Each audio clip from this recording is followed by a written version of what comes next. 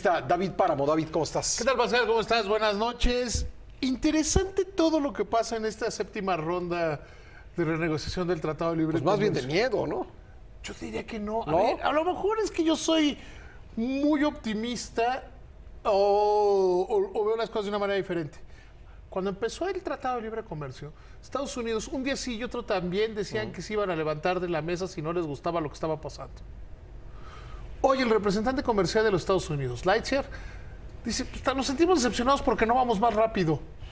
O sea, hay un cambio total en el discurso, ¿eh? Es un cambio total en el discurso de los Estados Unidos. Pero esto de los aranceles en víspera del inicio de la ronda. No tiene, a veces tenemos que quitarnos el mexicocentrismo, Ajá. porque esto es un tema que tiene más que ver con el resto del mundo. Pero hasta Paul Ryan, ya oíste. A ver, es que cualquiera en el mundo, de cualquier lado de la política, Pascal, que ofrezca ir en contra del libre comercio, comete un error. ¿Qué pasa cuando tú dices, vamos a ser autosuficientes en acero o en alimentos? No, lo que sea. Pues es Se un vuelven absurdo, caros. ¿sí? Se vuelven caros. O sea, tú lo que dices es que Trump no se va a atrever a eso. No. Trump, más que no atreverse, Trump está jugando otra cosa. Sí. O sea, ir en contra del libre comercio es ir en contra de la razón. Porque además el libre comercio no es algo nuevo. El libre comercio existe desde hace 500 años. Más de 500 años en el mundo. No teníamos en México la nao de China y las expediciones de Marco Polo. Parece que estoy hablando un absurdo, pero ¿para qué Marco Polo andaba buscando una ruta para la ruta de la seda? ¿Para qué el Imperio Español decidió que quería financiar a Colón para que encontrara un camino más corto a las Indias? Para hacer libre comercio, para comprar cosas que o no tenías o que son más baratas en otro lugar. Sí, porque luego le metemos, no, es que las ideas, no. Libre comercio existe desde que... ¿por qué los vikingos, aparte de ir a hacer saqueos, se subían a sus barcos y salían de Noruega, de Suecia?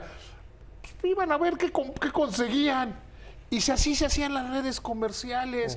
Y piensa, en cualquier parte del historia, todo el mundo andaba en nuestras tierras. Pues no, los aztecas tenían comercio con los olmecas y no andaban viendo qué hacían con los mayas. O sea, el libre Hasta que alguien inventó los aranceles. Pues ese es el libre comercio. O sea, el libre comercio es eso. Es decir, yo lo puedo hacer todo, yo lo hago todo. Es un absurdo y es un ridículo. Trump, ¿qué está haciendo? Trump, si tuviera tantas ganas de hacerlo, hubiera firmado una orden ejecutiva. Trump le está mandando un mensaje. Te lo decía fuera del aire. ¿Sabes de qué me enteré? Que mientras Trump está proponiendo esto, en la Cámara de Representantes hay una legislación que propone quitar aranceles a 1.600 productos. Claro, porque Trump le interesa ser querido, no por el mundo. Ajá. Normalmente los presidentes de Estados Unidos dicen, somos la nación más poderosa del mundo, entonces todo el mundo nos tiene que reconocer. Y por ejemplo, tú piensas en Obama. Obama tenía una obsesión por ser querido, respetado y ser como un rockstar en el mundo. A Trump el mundo no le interesa.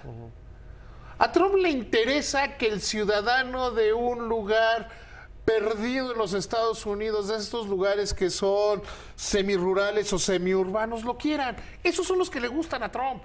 Para esos gobierna. Entonces, hablábamos fuera del aire, deja retomarlo, de que el documental de Flint, Michigan. Flint, Michigan pasó de ser uno de los lugares más prósperos de los Estados Unidos al lugar donde el 60% de la población está abajo de la línea de pobreza. Es el cuarto lugar más violento. La explicación que tienen todos ahí es, ¿qué creen? Es que se fue la planta de General Motors. Entonces, ¿qué es lo que quiere oír alguien que vive en Flint, Michigan? Es lo que dice Trump.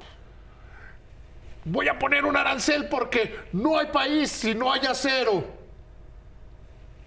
Para la negociación comercial, por eso yo también soy como optimista, mando otro tuit que dice, bueno, si se quieren salvar de los aranceles México y Canadá, lleguemos a un tratado de libre comercio justo, que los canadienses sean más amables con nuestros ganaderos.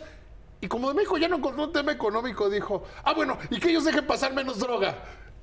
Si tú lo ves, es como una estrategia de negociación, no es tanto un dicho. O sea, Trump, ¿cuántas cosas ha hecho de las que ha prometido? Salvo su reforma fiscal, que es un tema interno. ¿Cuántas cosas hacia afuera ha hecho? Ya se aburrió de pelearse con Corea del Norte. El muro ya... El tema puede ser quién dice cómo se va a pagar, pero el caso es que ya está viendo cómo le hace para poner su muro. Deportaciones, ya no hubo deportaciones. Las leyes migratorias contra los mexicanos y contra todo el resto del mundo han venido disminuyendo. Trump habla mucho, pero habla para fintar, habla para engañar. Y yo sí creo que Trump lo que está buscando es que el ciudadano de clase baja de los Estados Unidos piensa en el último gran auge. Hay paralelismos interesantes entre Trump y López Obrador, por más que se ofenda a la gente de López Obrador. ¿Cuál es la última época que recuerdan con cariño la gente de los Estados Unidos? La época industrial de los 70. López Obrador también dice que tenemos que volver al México de los 70. O sea, hay como esos paralelos de la intervención del Estado, de la industria, de hacer las carreteras a mano. Hay como esa obsesión de volver a la década de los 70. ¿Por qué a la década de los 70? Porque desde principios de los 80 el mundo dijo, vamos a concentrarnos en el libre comercio, vamos a concentrarnos en la apertura de fronteras, y hay quien no gana, y hay quien sí gana y hay quien no gana. No hay ninguna solución que sea buena para todos. Entonces yo lo que veo es a un Trump mandándole mensajes a sus votantes, mandándole mensajes a la gente de Flint, Michigan, diciéndole, yo gobierno para ti, vamos a volver a ser grandes porque vamos a tener acero, y como voy a poner aranceles a las industrias y porque mi reforma fiscal muy buena, General Motors va a regresar. Sabe que no puede. Ahora, una cosa ineludible es el calendario electoral que mencionaba Lighthizer. Ahí sí, más allá de fintas y demás, pues creo que el tiempo se les está acabando. Por eso dice estar decepcionado. Es muy importante. Esa frase, yo me quedaría con esa frase. Dice, estamos decepcionados porque no avanzamos más rápido. ¿Qué pasó en la negociación? Martes se levanta el negociador, el jefe de la negociación en parte del sector automotriz. Reglas de origen, ¿no? Reglas de origen en el sector automotriz. Sí. Se levanta y se regresa a Estados Unidos. México paró esa negociación. México dijo, no queremos hablar de ese tema. ¿Por qué no quiere hablar? Porque no estaba el jefe de la negociación. No quería mostrar cartas. Estados Unidos le urge cerrar el tratado y creyó que México también le urgirá tanto. Pero a veces la manera de... Oye a Ernesto Cordero, el presidente del Senado, decir, es que es una negociación entre amigos. No, es una negociación comercial. Y en una negociación comercial buscas tu mejor interés. Y tu mejor interés, y la negociación se vuelve aceptable si tu mejor interés cruza con el mejor interés del otro. Eso es una negociación. Puede ser amigo o no amigo, eso es una negociación. Eso es lo que están buscando.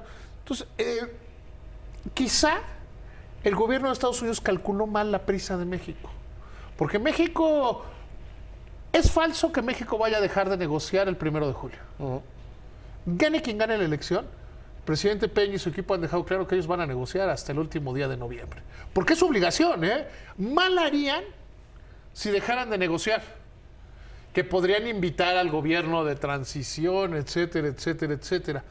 Y mal haría el gobierno del PRI, un gobierno manado del PRI, pensar que ya perdieron y que deben parar la negociación. El escenario que debe tener Guajardo y todos ellos es, pues en una de esas Guajardo se sigue como secretario de Economía, por lo menos en lo que termina la negociación del acuerdo comercial. Todos los escenarios que se hacen negativos no pasan por pensar esos dos puntos. Uno, que México va a negociar hasta el 30 de noviembre. Y dos, la posibilidad de que gane Peña, de que gane Mid. En esos escenarios, el tiempo empieza a correr a favor de México porque Estados Unidos sí tiene elecciones y porque le tiene que explicar a los agricultores del centro de los Estados Unidos. Estuvieron aquí el otro día. Sí, que vinieron a decir que quieren tratado, por qué sí o por qué no, pero también quiere quedar bien con la gente de Flint, Michigan. Ese es el tema. Según yo. David, gracias. Un gusto siempre.